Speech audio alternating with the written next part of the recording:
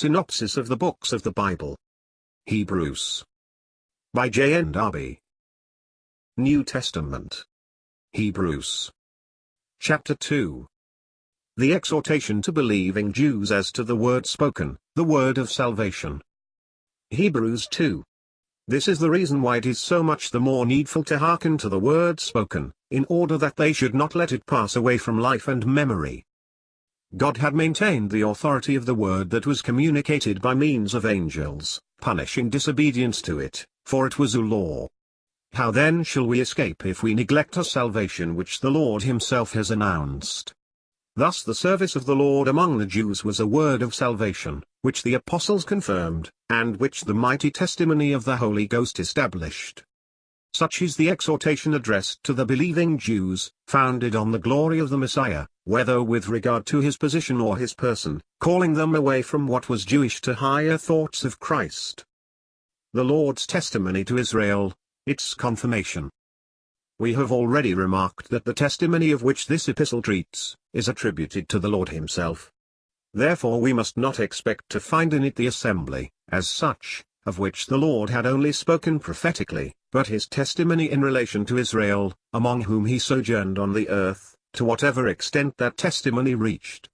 That which was spoken by the apostles is only treated here as a confirmation of the Lord's own word, God having added his testimony to it by the miraculous manifestations of the Spirit, who distributed his gifts to each according to his will. The Lord's glory as Son of Man, in connection with the world to come, excluding angels altogether. The glory of which we have been speaking is the personal glory of the Messiah, the Son of David, and his glory in the time present, during which God has called him to sit at his right hand. He is the Son of God, he is even the Creator, but there is also his glory in connection with the world to come, as Son of Man. Of this Hebrews 2 speaks, comparing him still with the angels, but here to exclude them altogether. In the previous chapter, they had their place. The law was given by angels, they are servants, on God's part, of the heirs of salvation. In chapter 2 they have no place, they do not reign, the world to come is not made subject to them, that is, this habitable earth, directed and governed as it will be when God shall have accomplished that which he has spoken of by the prophets. All things put under the feet of the Son of Man. The order of the world, placed in relationship with Jehovah under the law, or lying in darkness, has been interrupted by the rejection of the Messiah, who has taken his place at the right hand of God on high, his enemies being not yet given into his hand for judgment, because God is carrying on his work of grace, and gathering out the assembly. But he will yet establish a new order of things on the earth, this will be the world to come. Now that world is not made subject to angels. The testimony given in the Old Testament with regard to this is as follows: What is man, that thou art mindful of him, or the Son of Man that thou visitest him? Thou hast made him a little lower than the angels, thou hast crowned him with glory and honor, thou hast set him over the works of thy hands, thou hast put all things under his feet. Thus all things without exception, save he who has made them subject to him, are, according to the purpose of God, put under the feet of man, and in particular of the Son of Man. The testimony of Psalms 1, 2 and 8 to Christ made lower than the angels as man, rejected and exalted. When studying the book of Psalms, we saw that which I recall here, namely, that this testimony in Psalm 8 is, with regard to the position and dominion of Christ as man, an advance upon Psalm 2. Psalm 1 sets before us the righteous man, accepted of God, the godly remnant with which Christ connected himself. Psalm 2, the counsels of God respecting his Messiah, in spite of the efforts made by the kings and governors of the earth. God establishes him as king in Zion and summons all the kings to do homage to him whom he proclaimed to be his son on the earth. Afterwards, we see that being rejected the remnant suffer, and this Psalm 2 is what Peter quotes to prove the rising up of the powers of the earth, Jewish and Gentile, against Messiah, Acts 4 verse 25. But Psalm 8 shows that all this only served to enlarge the sphere of his glory.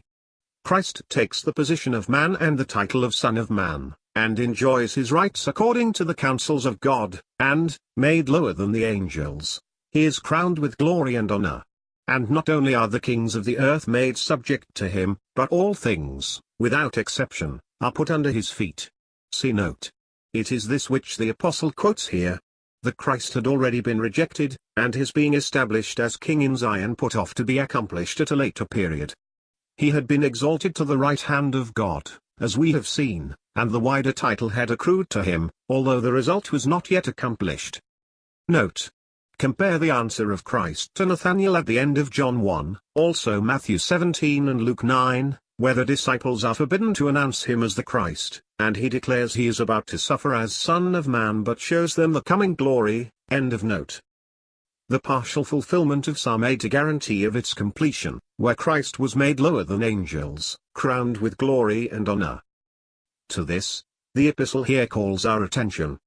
We see not yet the accomplishment of all that this psalm announces, namely, that all things should be put under his feet, but a part is already fulfilled, a guarantee to the heart of the fulfillment of the whole. Made a little lower than the angels in order to suffer death, he is crowned with glory and honor. He has suffered death, and he is crowned in reward for his work, by which he perfectly glorified God in the place where he had been dishonored, and saved man, those who believe in him, where man was lost. For he was made lower than the angels, in order that, by the grace of God, he should taste death for all things. It appears to me that the words for the suffering of death, and a little lower than the angels go together, and so that by the grace of God is a general phrase connected with the whole truth stated. Entering into the circumstances where men were and undergoing the consequences, made perfect through sufferings, we taste death because of sin, he because of grace for sin. This passage then, which is thus applied to the Lord, presents him as exalted to heaven when he had undergone the death which gave him a right to all in a new way while waiting till all is put under his feet. But there is another truth connected with this. He had undertaken the cause of the sons whom God is bringing to glory, and therefore he must enter into the circumstances in which they were found, suffer the consequences thereof, and be treated according to the work he had undertaken. It was a reality, and it was fitting that God should vindicate the rights of his glory, and should maintain it with reference to those who had dishonored him, and that he should treat the one who had taken their cause in hand, and who stood before him in their name, as representing them in that respect. God would bring the captain of their salvation to perfection through sufferings. He was to undergo the consequences of the situation into which he had come. His work was to be a reality, according to the measure of the responsibility which he had taken upon himself, and it involved the glory of God where sin was. He must therefore suffer, he must taste death. It is by the grace of God that he did so, we, because of sin, he, because of grace for sin. Christ and the sanctified ones as all one company, not ashamed to call these his brethren. This shows us the Christ standing in the midst of those who are saved, whom God brings to glory, although at their head. It is this which our epistle sets before us, he who sanctifies, the Christ, and they who are sanctified, the remnant set apart for God by the Spirit, are all of one, an expression, the force of which is easily apprehended, but difficult to express, when one abandons the abstract nature of the phrase itself. Observe that it is only of sanctified persons that this is said. Christ and the sanctified ones are all one company, men together in the same position before God. But the idea goes a little farther. It is not of one and the same Father. Had it been so, it could not have been said, he is not ashamed to call them brethren. He could not then do otherwise than call them brethren. If we say of the same mass, the expression may be pushed too far, as though he and the others were of the same nature as children of Adam, sinners together. In this case, he would have to call every man his brother, whereas it is only the children whom God has given him, sanctified ones, that he so calls. But he and the sanctified ones are all as men in the same nature and position together before God. When I say the same, it is not in the same state of sin, but the contrary, for they are the sanctifier and the sanctified, but in the same truth of human position as it is before God, as sanctified to him, the same as far forth as man when he, as the sanctified one, is before God. On this account, he is not ashamed to call the sanctified his brethren. The children given him called his brethren only when his work was finished. This position is entirely gained by resurrection, for although, in principle, the children were given to him before, yet he only called them his brethren when he had finished the work which enabled him to present them with himself before God. He said indeed mother, sister, brother, but he did not use the term my brethren, as in John 20, until he said to Mary of Magdala, Go to my brethren, and say unto them, I ascend to my Father and your Father, and to my God and your God. Also in Psalm 22, it is when he had been heard from the horns of the unicorn, that he declared the name of a deliverer God to his brethren, and that he praised God in the midst of the assembly. The disciples' link with the Father not formed until after Christ's resurrection. He spoke to them of the Father's name while on earth, but the link itself could not be formed. He could not introduce them to the Father, until the grain of wheat, falling into the ground, had died. Until then he remained alone, whatever might be the revelations that he made to them, and in fact, he declared the name of his Father to those whom he had given him. Still, he had actually taken the human position, and he himself was in this relationship with God. He kept them in the Father's name. They were not yet united to him in this position, but he was as man in the relationship with God in which they also should be when brought in by redemption into association with himself. That which he does in the latter part of the Gospel by John is to place his disciples, in the explanations he gave of the condition in which he left them, in the position which he, in fact, had held in relationship with his Father on earth, and in testimony to the world, the glory of his person as representing and revealing his Father being necessarily distinct. And, in seeking to associate with them, he associated them with himself and himself with them when he ascended to heaven, although no longer corporeally subject to the trials of their position. See note. Note. This however in relationship with God. They did not represent nor make known the Father as he did. Also, while we are brought into the same glory with Christ and the same relationship with the Father, the personal glory of Christ as Son is always carefully secured. It has been justly remarked to the same purpose by another, that he never says our Father with the disciples. He tells them to say our, but says my and your, and it is much more precious. End of note.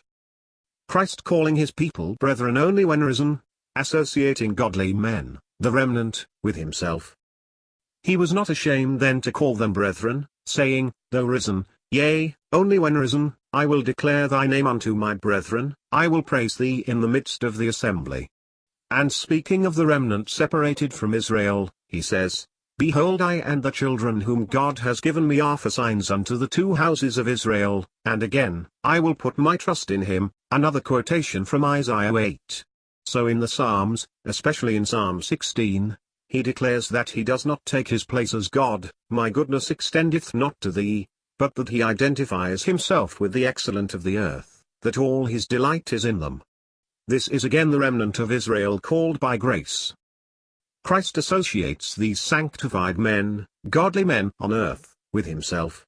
In the passage quoted it is still his place on earth, his sufferings, his exaltation, future glory, divinity are, as we have seen, added here. Christ conforming himself to the children's position, taking part in flesh and blood, the reason Satan conquered. Having taken this place as of, but at the head of, the chosen band, their servant in all things, he must conform himself to their position. And this he did, the children being partakers of flesh and blood, he took part in the same, and this, in order that by death he might put an end to the dominion of him who had the power of death, and deliver those who, through fear of death, had been subjected all their life to the yoke of bondage. Here also, the apostle seeking always to display the glorious and efficacious side, even of that which was most humbling, in order to accustom the weak heart of the Jews to that portion of the gospel, we find that the Lord's work goes far beyond the limits of a presentation of the Messiah to his people.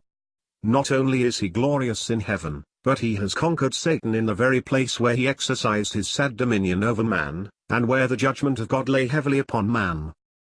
The motive and means of man's deliverance, the seed of Abraham. Moved by a profound love for man, the Son, become the Son of Man, enters in heart and in fact into all the need, and submits to all the circumstances, of man in order to deliver him.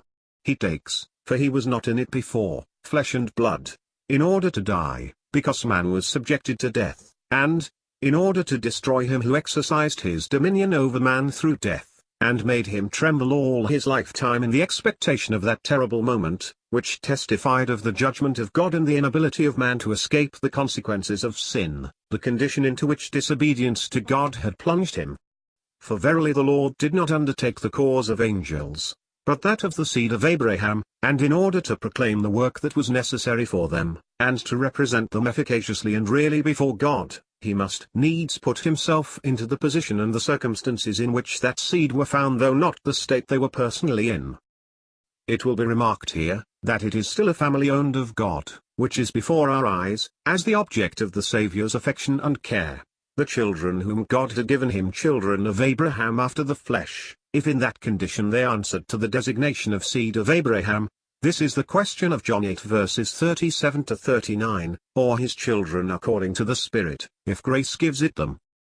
Christ the priest able to sympathize with his own in all their conflicts and difficulties. These truths introduce priesthood. As Son of Man, he had been made a little less than the angels, and, crowned already with glory and honor, was hereafter to have all things put under his feet. This we do not yet see.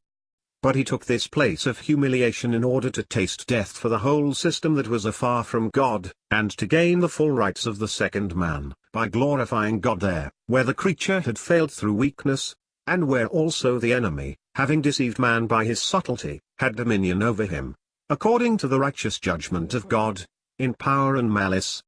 At the same time he tasted death for the special purpose of delivering the children whom God would bring to glory, taking their nature and gathering them together as sanctified ones around himself, he not being ashamed to call them brethren. But it was thus that he was to present them now before God, according to the efficacy of the work which he had accomplished for them. He would become a priest, being able through his life of humiliation and trial here below, to sympathize with his own in all their conflicts and difficulties. Suffering or yielding, the flesh does not suffer but enjoys, the new man's need of succor against the flesh. He suffered, never yielded. We do not suffer when we yield to temptation. The flesh takes pleasure in the things by which it is tempted. Jesus suffered, being tempted, and he is able to succor them that are tempted. It is important to observe that the flesh, when acted upon by its desires, does not suffer. Being tempted, it, alas, enjoys. But when, according to the light of the Holy Ghost and the fidelity of obedience, the Spirit resists the attacks of the enemy, whether subtle or persecuting, then one suffers. This the Lord did, and this we have to do. That which needs succor is the new man, the faithful heart, and not the flesh. I need succor against the flesh, and in order to mortify all the members of the old man. Needed help given by the one who has suffered, being tempted, Jesus' faithfulness and love equally perfect. Here the needed help refers to the difficulties of the faithful saint in fulfilling all the will of God. This is where he suffers, this is where the Lord, who has suffered, can succor him. He trod this path, he learnt in it that which can be suffered from the enemy, and from men. A human heart feels it, and Jesus had a human heart. Besides, the more faithful the heart is, the more full of love to God, and the less it has of that hardness which is the result of intercourse with the world, the more will it suffer. Now there was no hardness in Jesus. His faithfulness and his love were equally perfect. He was a man of sorrows, acquainted with grief and weariness. He suffered being tempted. See note. Note. 4 distinct grounds may be noticed in the chapter for the humiliation of Jesus. It became God, there was his glory, the destruction of Satan's power, reconciliation or really propitiation by his death, and capacity for sympathy in priesthood. End of note.